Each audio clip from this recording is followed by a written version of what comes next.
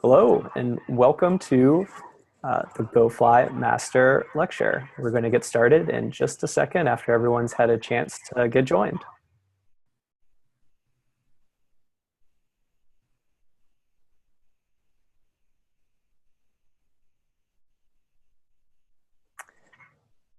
Great. It looks like we've got a number of people on, so we'll go ahead and get started. So very happy to be having our next GoFly Masters lecture here today. And to get us kicked off, I'd like to introduce Gwen Leiter, the CEO and founder of GoFly.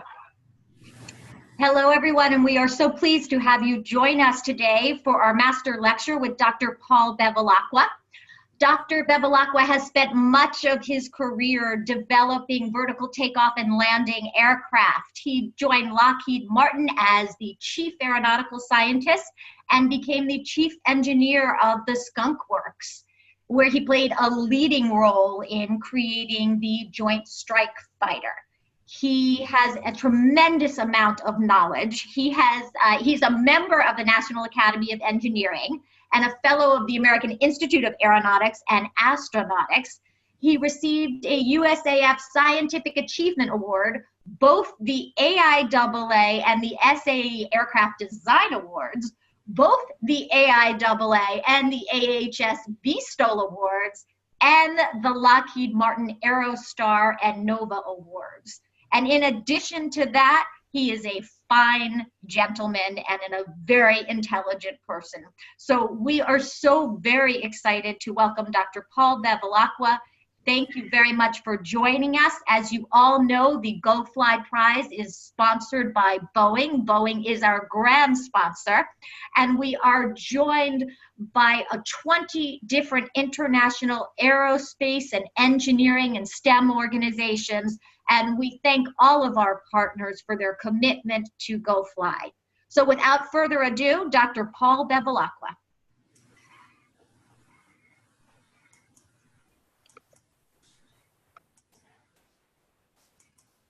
Well, thank you, Gwen, for the very kind introduction. You know, when you first asked me to make this lecture and I asked you how long it would take, you told me about an hour. It reminded me of something my daughter said when we first moved to California. She was about 5 years old then, and the guys at work said, you know, you have to go for a drive in the wine country in the hills behind Santa Barbara, where Ronald Reagan and Michael Jackson and Kelly Johnson, who founded the Skunk Works, had these Hollywood ranchettes. So we're going down this 2-lane country road, and she sees one of those oil wells that looks like a dipping bird. And she says, Mommy, what is that thing? And Marilyn says, well, why don't you ask your daddy? He's an engineer. And she says, no, I don't want to know that much about it. So in an hour, I won't be able to tell you that much about VSTOL, but I will put in a plug for an AIAA short course. It takes about a week. That's being offered next in the UK in the fall, in November. So if you're interested, you might keep an eye on the Royal Aeronautical Society website. Okay, so there have been, fortunately or unfortunately, something like 50 airplanes that actually made it to flight test in an attempt to develop VSTOL aircraft. And they're shown here grouped according to their lift systems. I call it the Wheel of Misfortune. But we've learned a lot of lessons from these aircraft, and they're will form the basis of what I'm talking about today. All right, so what are we after? You may have seen these at Acapulco or some beach resort. They're water jets that you can rent by the 5-minute interval and go fly over the water. So it looks like feasible kind of thing to shoot for. But what they're not showing you is that the motor is not on board, the pumps aren't on board, and in fact, it requires 3,000 gallons of water per minute, and at 8 1/3 pounds per gallon, that's 25,000 pounds per minute. So if you wanted to do it independent over the land, you would need to carry another 30,000 or so pounds on board. So that presents the scope of our challenge. The other thing is there are a lot of little drones flying around now. And so the thought might be, well, we'll just scale it up. How hard could that be? We run up against the square cube law, which a lot of people seem to have trouble grasping. But basically, if you take a VSTOL device over here on the left that has thrust to weight equal to 1, actually it should be a little greater than 1, but call it 1. The thrust is proportional to the area of the lift jet or the lift fan or the rotor, which is pi r squared, so proportional to the dimension squared, whereas its weight is proportional to its length times its width times its height, so to L cubed. So if we take that drone and build an identical copy, doubling all the dimensions, but from the blueprint otherwise identical, we now have twice the length in the area, in the rotor, so 4 times the thrust, but the weight is 8 times the weight because it's L cubed. So the thrust to weight ratio for an identical, larger, twice scale vehicle is only 1/2. So to get it to hover, we need to double the rotor size, twice as many rotors, twice as many engines, but that adds weight, which means we have to make them even bigger. And so we're up against a challenge trying to what we call close the design. So what should a VSTOL aircraft weigh? Well, the rule of thumb is roughly 1/3 for payload, 1/3 for fuel, and 1/3 for structure. So if we say the payload is our pilot with his equipment at 200 pounds, then roughly 600 pounds should be about the total weight of a system. But there is another challenge, and that is that the VSTOL system requires a lot more thrust than a conventional airplane, which is what those third, and third were based on. So here's an analysis of what it takes for an airplane to fly. And down here at the bottom are some traditional cruise modes: maximum speed, climb, acceleration, maximum altitude. And you can see that you can get by with the thrust to weight ratios around 1/4. But for a vertical landing, you need over 9/10, and for vertical takeoff, up around 1.2 times. So we need a lot more engine on these systems. And so the breakdown will look more like this: propulsion more, and generally that means less fuel. So our requirement here for 30 minutes of flight is probably consistent with this kind of a breakdown, and this might be what a weight distribution looks like. There's another approach to take. Everybody knows about the Williams rocket belt. It was in the James Bond movies and in some Hollywood TV productions and so forth. It had a Williams fan jet, which produced 430 pounds of thrust and weighed about 68 pounds, carried 33 pounds of fuel. And the rumor has it on the internet, which we all know how accurate it is, said they flew for 9 minutes with this system. And the reason they throw the wing on is because the wing is such an efficient generator of lift. It's a thrust augmenter, if you will. So you need enough thrust to overcome the drag, but you develop enough lift, well, in a case of a fighter, about 10 times the thrust, the drag, with transports 15 to 20, and some sailplanes and U-2s, and the U-2 as much as 25. So one advantage of adding the wing is we need less thrust out of the engine. The other consideration is safety. This is a chart showing the altitude at which you lose thrust and the impact velocity at you fall. So here is 90% of the thrust, 80% down to 50%. Here are typical landing velocities when you come in on a parachute. You land at 15 to 20 feet per second. So if we say we're at a hover height, when we lose thrust and we still want to land in that range, we need to lose no more than 10% of the thrust. So safety is a big issue. And if you have a system that allows you to glide in if you lose an engine, or in the case of a helicopter system, auto rotate windmill to provide enough drag so you can come in at that speed, that's a very, very important factor to be considered. This line here is the US Army design spec for helicopters. It says that you need to land at no more, or crash, I should say, at no more than 43 feet per second, which they say will maybe break the back of the pilot, but won't kill him. So thank you for your service. So what happens if we took this Williams flying belt, they called it, and extend it to a 30-minute flight time? We need about a third more, 3 times more fuel, so 110 pounds.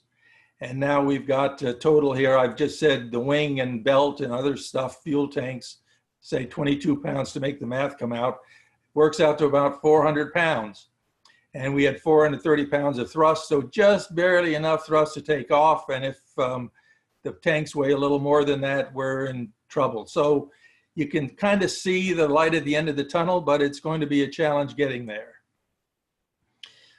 Here is the weight budget that we typically look at. So a third in structure, payload, and fuel. I've included a 6% weight margin because historically, when you actually build an airplane, they turn out to weigh 6% more than you figured they might. However, I have mixed feelings about including it because if you say you're going to exceed the weight by 6%, that's what you're going to do.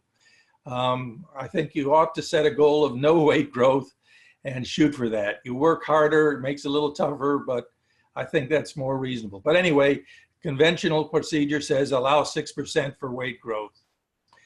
And then we have all the loss increments, which we'll talk about, due to suck down, heave, control power requirements, etc. And so we have a catalog engine with the thrust, but in fact, all the engines you buy aren't going to come out at the catalog performance. They're going to have less thrust than that. So you need to design for the minimum engine, which the manufacturer will tell you, and then installation losses.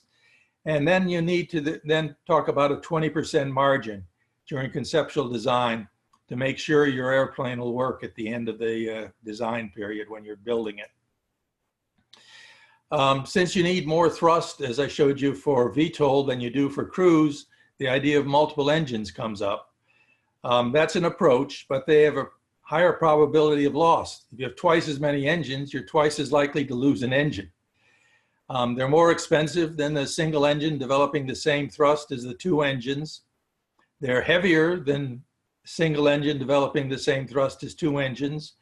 And then the single engine can be on the CG with relatively low roll and yaw inertias, but 2 engines need to be off the CG like a barbell or dumbbell, and therefore they have higher roll and yaw inertias and make it require more control power. So if we don't want to go with 2 engines, how do we increase the thrust of the vehicle? Well, there's thrust by definition is mass flow times velocity. So there's 2 ways to increase thrust: by increasing the mass flow, call this uppercase m dot, lowercase v, or by increasing the jet velocity, call this little m dot, big V. So if we look at the ratio of those 2 approaches, we find they're proportional to the mass flow and inversely proportional to the velocities. What we're really interested in is minimizing the power requirement. So let's compare them at the same power. Power is thrust times velocity.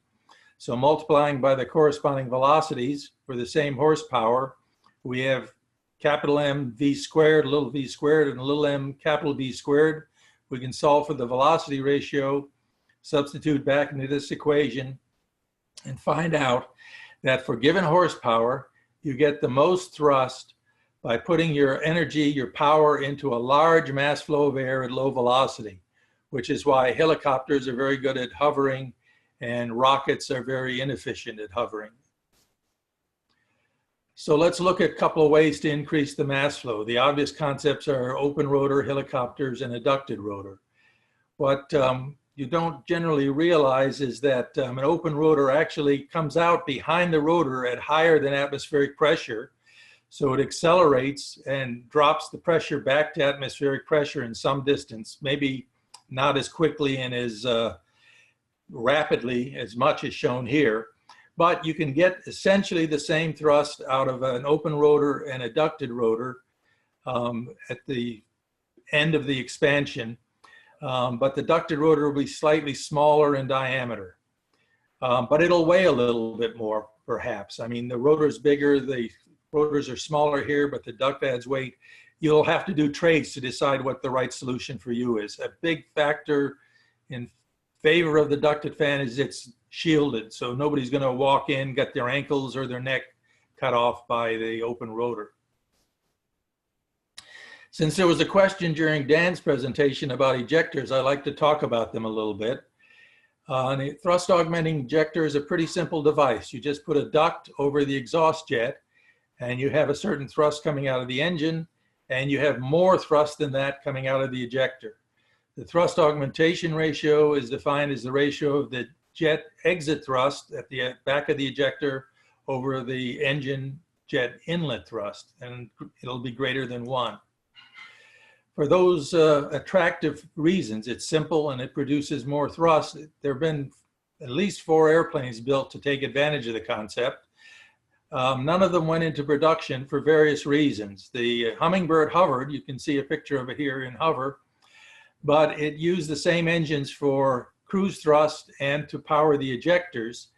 And there was a time when during the transition where you were switching the thrust from one to the other, where there wasn't enough thrust to get you up to flying speed, and there wasn't enough thrust out of the ejector to hold the airplane up, and it had what we euphemistically call a hard landing, and the program was canceled. The General Dynamics E7 had that same problem, plus the ejectors were located near the leading edge of the wing, which is the worst place to put any lift system, and I'll talk about that more later. The NASA de Havilland Buffalo was modified with an ejector flap on it. It was very successful, flew around for 10 or 15 years doing demonstrations, short takeoff, improved performance, but never went into production. The XFV-12A had added sweep and taper for supersonics, and that destroyed the ejector thrust. So the ejectors work. They're common in, well, your toilet has an ejector when you see that jet pumping the bowl out. The old steam engines, you saw the steam puffing out of the stack. That was an ejector using the steam to increase the draft through the burner chamber. There are siphon pumps. I mean, it's a common system. It works. Today, we know a lot more. Those airplanes were developed before people really understood how thrust augmenting ejectors worked, and they were developed by cut and try methods. Now we understand. Here is a water flow table of an ejector. So you see the streamlines of the flow. Here's the nozzle, and here's the duct. And the thrust then develops as a leading edge suction on the inlet lips of the duct. And so the augmentation ratio becomes the initial nozzle thrust plus that suction thrust over a reference thrust of the nozzle exhausting to atmosphere. It's also equal to the integral of the mass flux at the exit of the ejector. And we're looking at Newton's law. Since the air is inducing a lift on a force of lift on the ejector duct is inducing an equal and opposite force on the air, which appears as an increase in momentum flux at the exit. And you can see that here. If I take this picture and stretch it, you see here what looks like an airfoil with a forward stagnation point, circulation with faster flow over the top and under the bottom, developing a lift. So in effect, the duct is flying in the streamlines of the flow and trained by the jet. Back when those other airplanes were designed, computers weren't powerful enough. So as I mentioned, they were developed without computer-aided design, strictly cut and try and experiment. Today, computers are a lot more powerful. Here's some solution. Here's a solution that was calculated with a desktop workstation. Here's the center body with a nozzle exit here, and a second jet with blowing wall jets over the ejectors. So there's a close-up of the computational grid, and here's the entire computational volume. The ejector is very tiny. It's right here. The grid extends 1,200 nozzle thicknesses upstream, 1,200 across the flow, which this is half of it, so it's actually 2,400, and 2,400 downstream. So a brute force approach, just a commercial code, powerful workstation for solutions now. And here are a couple of typical solutions. So here you see the center jet, and you see the wall jet, and these are the velocities. So Green is essentially stagnant air at infinity. There's a stagnation point somewhere here between these 2 points. So you can see a lot of super circulation, high speed, highest speed here in the inlet surfaces, and then decelerating through the diffuser. Here's the pressure. So atmospheric pressure here, the pressures get very low where the velocities are highest.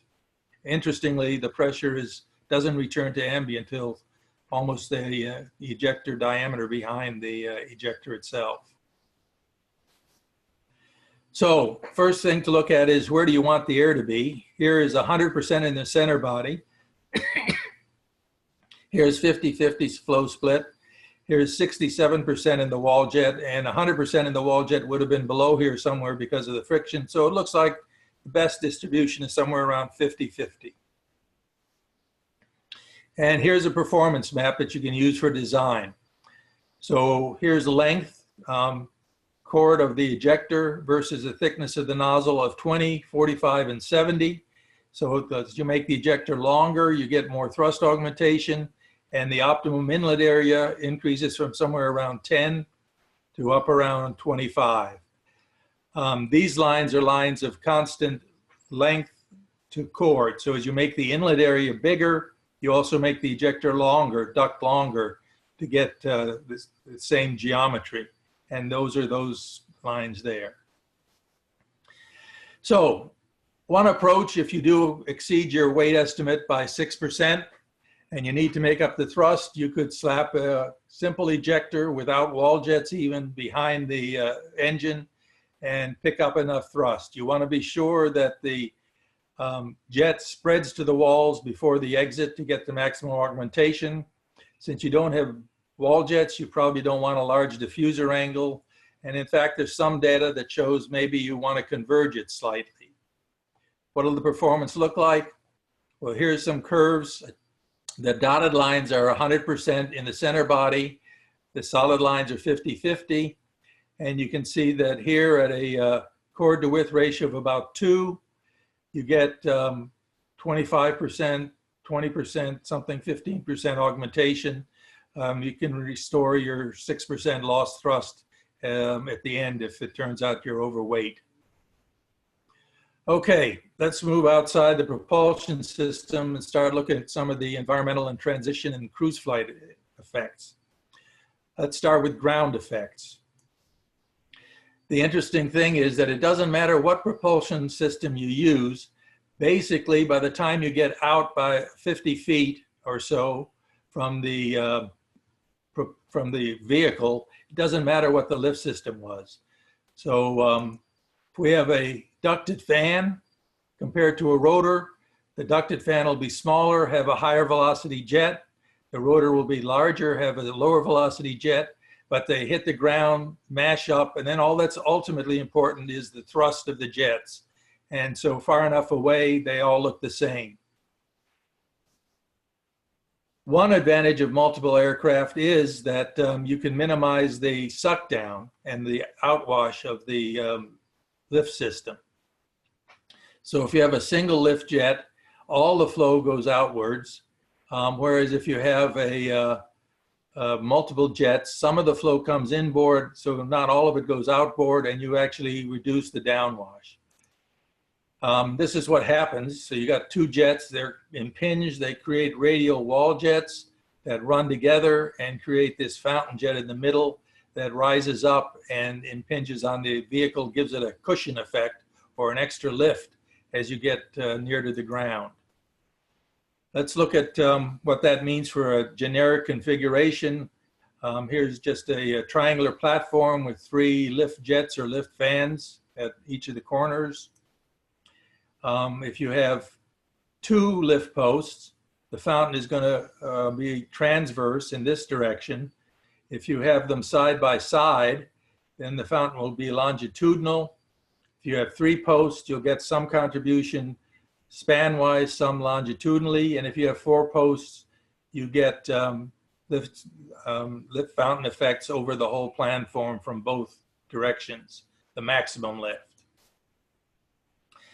Another phenomena to be aware of is hot gas ingestion. If you're using an engine, especially a turbojet engine like the Williams engine, ingesting the hot gases causes a thrust loss. And this shows that at 5-foot height, if you have a 5-degree temperature rise, you're losing about 2% of your thrust. And if you have a 25-degree temperature rise, you might lose as much as 7% of your thrust.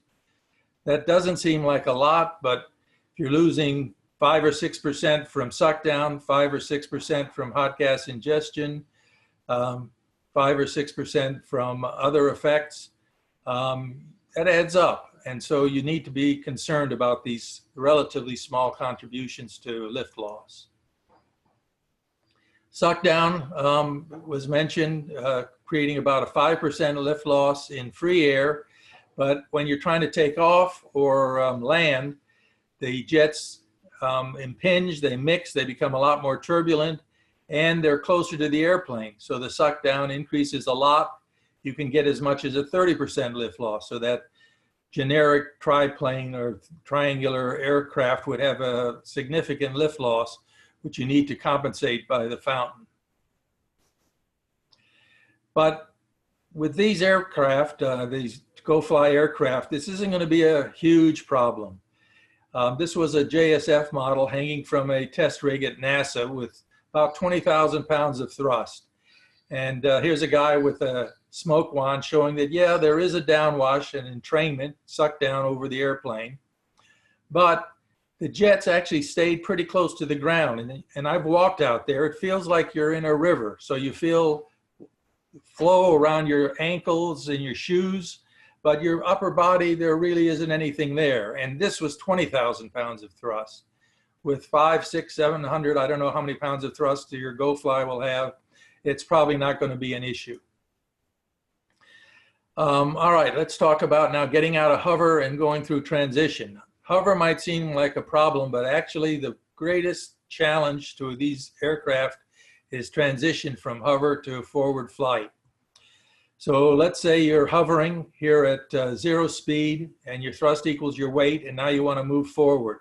So you vector your thrust vector aft and you lose a cosine vertical component of the jet lift, which you then have to make up with some other aerodynamic lift or powering up your propulsion system to make up the loss of thrust, so the vertical component stays equal to or greater than the weight of the airplane. So a trick here, or a lesson we learned, was that you want to vector your thrust, not divide it. So two options are the Harrier type vectoring nozzle here, or a block and turn system where you have the flow either directed down or divided between down and back, or all the way back for cruise. The interesting thing is if you vector your nozzle, you get 100% of your thrust, say at 45 degrees. So 70% for vertical thrust, 70% for acceleration. But if you split your thrust, say 50% for vertical thrust, 50% for acceleration, your total is only 70%. So you've lost 30% of your thrust by splitting the thrust. You don't want to do that. In fact, that was maybe the biggest lesson from all those demonstrator aircraft. First aircraft, we tilted the whole aircraft. That didn't work very well, so they put lift engines into it, kept the airplane horizontal, tilted the engines. That created its own set of problems. So they vectored the engines because you had to have a cruise engine and lift engines. So they vectored one set of engines, and finally we realized what you needed to vector was the thrust. There's another problem as you go through transition, especially with a ducted fan. As you transition, you're going to get separations off the leading edge, and the airflow comes in from the top, turned down through the fan, a rotor, and then back in the direction of the free stream. So you're applying a couple to the stream tube, and therefore, by Newton's law, there's an equal and opposite reaction which causes a pitch up of the vehicle, which you have to trim out. There's a couple of ways to do that. One is you put a trimmer nozzle behind the main lift system. to trim out the pitching moment.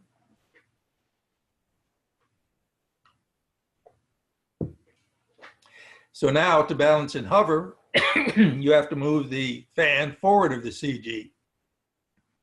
The other way to do it is to move the fan after the CG so that in transition, it trims out the moment, but now you need a trim nozzle and hover to balance the aft moment arm of the lift system. Another phenomena is the jet flap effect. Here we've got, again, an ink water table visualization of an airfoil with no angle of attack, no camber, no flaps, just a jet from the trailing edge. And you can see that it acts like a mechanical flap. It blocks the flow going through the front of it and draws flow down behind it, so it deflects the flow just like a flap, mechanical flap, and develops lift on the airframe. So that leads to lessons learned about locating the jets. If you put the jet near the trailing edge, the circulation around the wing wants to create an upwash in front and a downwash in back. And so that's in the same direction as the downwash and is a beneficial effect. But if you put it near the leading edge, as on the General Dynamics ejector airplane, it fights it and destroys the lift on the wing, makes it difficult to make the transition from jet-borne to aerodynamic flight. So here's a kind of a rule of thumb. You don't want to locate your posts near the leading edges where you'll have adverse effects. You do want to locate them near the trailing edge where you have a favorable effect, or in the center here where there is essentially no effect of the aeropropulsion on the aero on the propulsion and vice versa. Here's a practical example of how that actually was applied. The earlier Harriers had nozzles that were scarfed and therefore had jets close to the leading edge of the wing. So on the AV-8B, they extended the nozzle to move the jets further away from the leading edge of the wing and minimize that adverse effect. Okay, we got a lot to remember. So safety, weight, always weight. Transition, cruise thrust, hover thrust, hot gas ingestion, jet flap effect, suck down, fountain jets. It's a lot to keep in mind when you're trying to put your airplane concept, your vehicle concept together. And unfortunately, our minds are limited to the number of things that we consider at the same time, can consider. So if you ask people in general to give you all the combinations of two things like A, B, and BA, 98% of the population can do that. If you go to three things, A, B, C, so it's A, B, C, A, C, B, B, C, A, B, A, C, C, A, B, C, B, A. 50% of the people can do that. You go to four things, 2% of people can do it without paper and pencil, just strictly by memory. You can try it afterwards and see where you fall on the spectrum. But you're going to have a tough time putting your airplane together, trying to consider all these factors, and the judges, we judges, are going to have a hard time evaluating your design. So I'm going to suggest you take advantage of what are called Willoughby Templates, which were developed for just this reason. Basically, you break your mission down into segments, so takeoff, climb, cruise, descend, and landing. And you look at what's necessary to accomplish that part of the mission by your concept. And this is a very simple one. So I'm saying for takeoff, you need high thrust and high lift, which drives you to high thrust to weight ratio and low wing loading. Whereas for cruise, you need range and speed, which wants low thrust to weight ratio and high wing loading, a direct conflict. So you have to show, and we have to understand how you've addressed that conflict, how you've done the trades to come up with your configuration, and that you have considered everything in your design. There are contractual obligations on most government contracts now that Willoughby Templates be presented so that the evaluators can see what your thinking is. It's going to take some creativity to come up with this vehicle, and that's the whole idea behind the competition. So let me finish by talking a little bit about how our brains solve problems. Basically, our brains work by analogy. So we understand electricity, it's like water. It flows through a wire offers resistance like water does. The atom is like a solar system. There's a nucleus of the sun, and the electrons are planets. We understand things, our mind works by analogy. So when we have a problem, we try to think of a similar problem with a known solution and then find the analogous solution for our problem. And that's why they gave you those tests in 7th grade, the IQ tests where they showed you 4 things that were apparently different, but you were supposed to find 3 of them that had something in common and the 4th that didn't. The assumption being that people who were good at solving that kind of problem would be innovative, creative, and they were said to have high IQs. For the rest of us, there are techniques to help this process. One technique that we've used in the Skunk Works that works very well is to turn to nature. Say, how does nature solve this problem? So if we're talking about jumping up into the air, grasshoppers hop up, rabbits hop up, snakes spring up, birds, actually they take off, except for the hummingbird, they don't take off vertically, but the hummingbird takes off vertically with flapping wings, insects do. So think about nature solutions. Think about a famous person having the problem. So Hercules would take a brute force approach, like the water jets. Houdini wouldn't actually solve the problem. He'd only make it appear that he did. And I hope we won't see too many proposals like that in the first round. A technique that I particularly like is called the method of force solutions. Here's some historical examples of how that worked. Wilbur Wright said he thought of his control scheme for the airplane. They were bicycle developers, mechanics and salesmen. They had their own bicycle company. And he said he was in the store idly one time twisting a box that the inner tubes came in. And he noticed that the one end of the box, when it went down, the other end went up, which is just what you needed to make a turn. Higher lift on one side, lower lift on the other. And so what they patented was the wing warping system that they used for controlling their airplane. A more recent example is the facets on the F-117.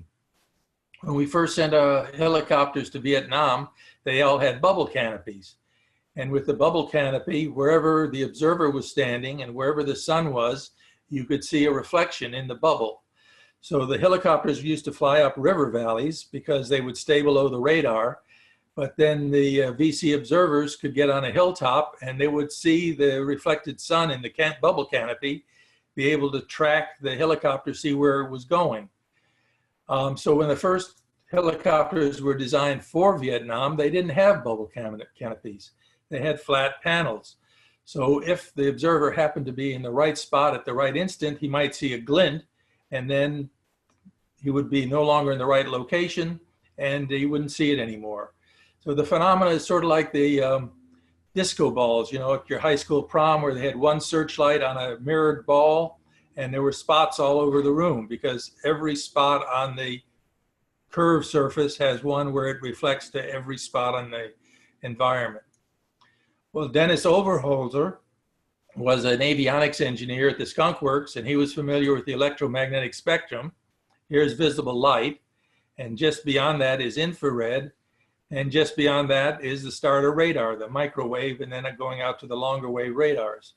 So he reasoned that, by analogy, radar to first order would behave like light.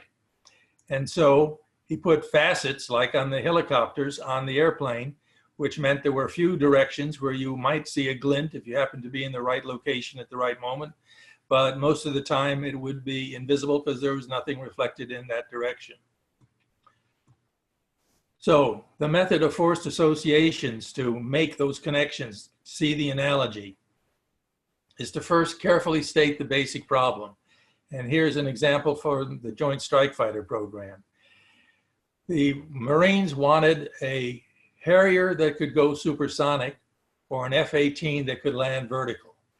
So what did it take to get an F-18 to land vertical? Well, the basic F-18 has 22,000 pounds of dry thrust And even if you go to afterburner, it doesn't have as much thrust as the nominal takeoff weight.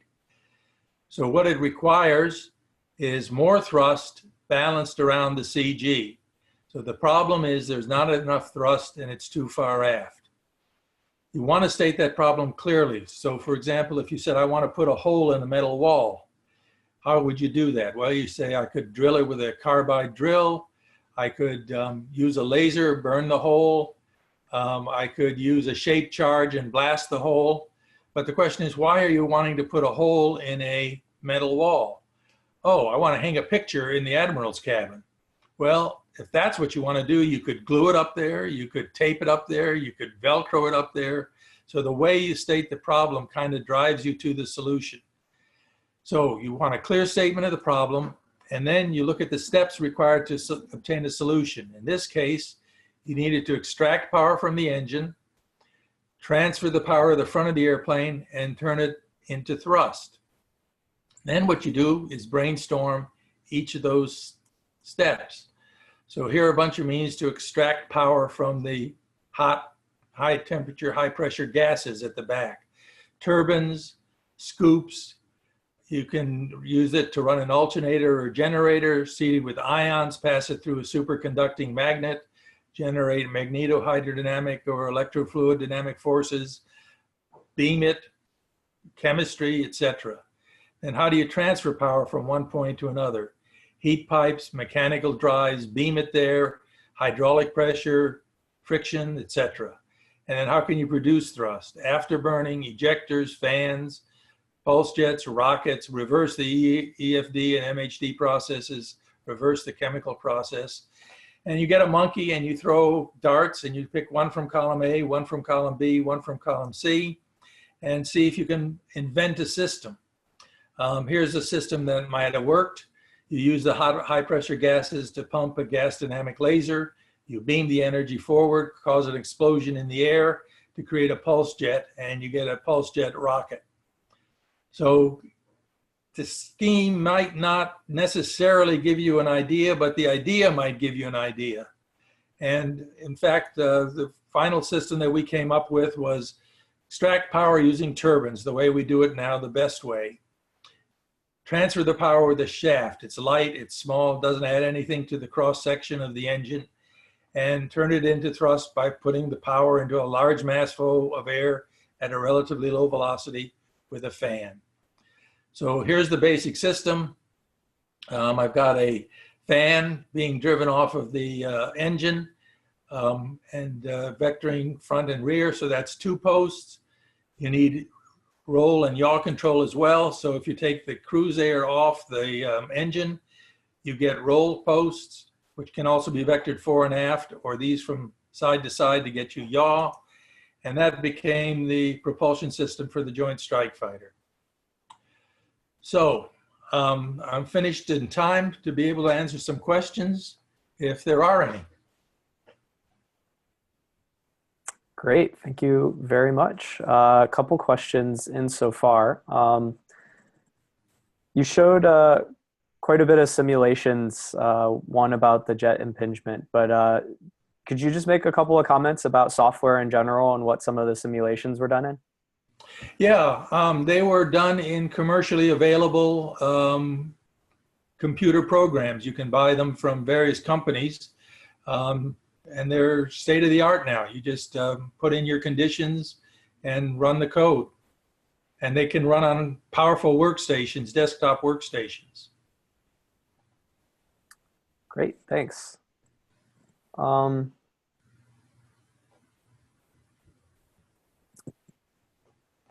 What about, somebody asked a question about what if a duct is attached to the fan blade vanes and rotates with it? Is there a performance difference despite safety considerations?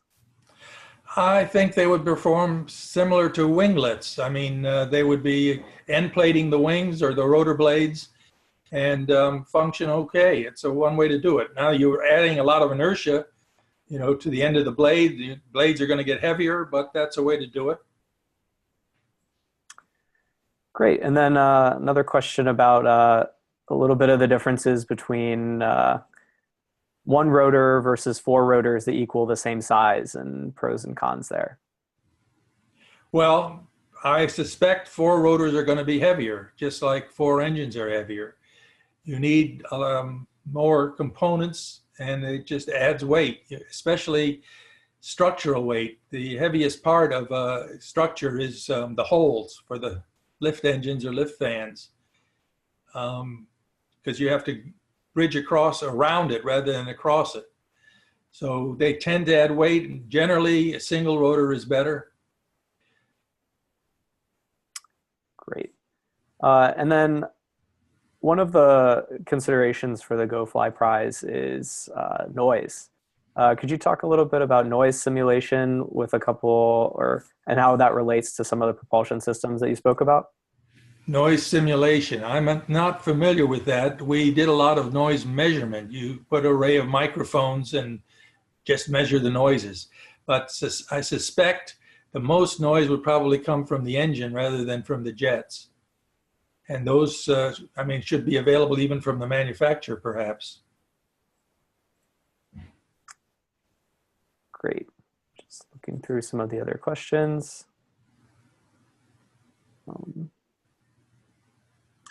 Has anyone ever tried an engine on a gimbal? How might that work? Yeah, I showed one airplane where the engines were on the wingtips and they actually vectored up and down. So that works. Problems, of course, are associated with the gyroscopic moments as you rotate the engine. And one of the problems with that particular airplane is during transition, say at 45 degrees, the inlet isn't optimal. When you're in vertical position, you're drawing the air in. It's a nice bell mouth and it works. And when you're in cruise, the flow is being rammed in and it's symmetric and it works. But in transition, the ducts and the inlets of the fans and the engines tend to separate, create a lot of distortion, maybe break some of the blades, vibration, etc. So there are advantages to the rotor in hover, I mean, to putting a duct around it, but then it creates problems in transition. And then that's a good segue. There's another question here about the aerodynamics of the transition from VTOL to cruise flight. Could you say a little bit about that? A little more. I'm not sure what the question is, because I talked about the fact that you're going to get pitching moments that you need to trim out. You're going to get aeropropulsion interactions depending on the location of the jets. In hover, you're going to get sucked down. I don't know what else he has in mind, but those are the primary effects that you need to be concerned about. Great, thanks. And then is there a relationship between rotor solidity, thrust, and power for conceptual design? I'm not a rotor designer. So I can't say, but the primary effect, I think, is the interference between the wakes of one blade on the following blade. You have too many blades, you tend to have the interference effects, but if you're making them small and you want a lot of thrust, you need a lot of blades. So fans tend to have many blades close together, but ideally they would be a few blades, one blade even if you could, far apart. So everything in engineering, you know, is a trade. You win some and you lose some. Great. And then maybe last question here. What do you think about coaxial rotors, and do you think they are advantageous? Well, one thing I didn't mention, now that you bring it up, is the gyroscopic moment associated with a single rotor. Typically, that requires a tail boom and a tail rotor to counter the torque. Coaxial rotors would eliminate the torque if one's rotating one direction, the other is in the other direction. But they would have destructive interference on each other as the blades pass. So again, you win some and you lose some. Great. But they've been built and they work. Great. Thank you very much. And we'll go ahead and end there, and I will pass it back over to Gwen for just a final word before we leave. I just wanted to take a moment to thank you very much, Paul. You have delivered an incredibly informative master lecture, and we are so pleased to have been able to listen to you and to learn from you.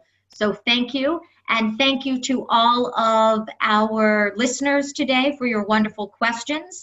We look forward to seeing the wonderful creations that you put together and design and build. Take care. Thank you, everybody. Bye.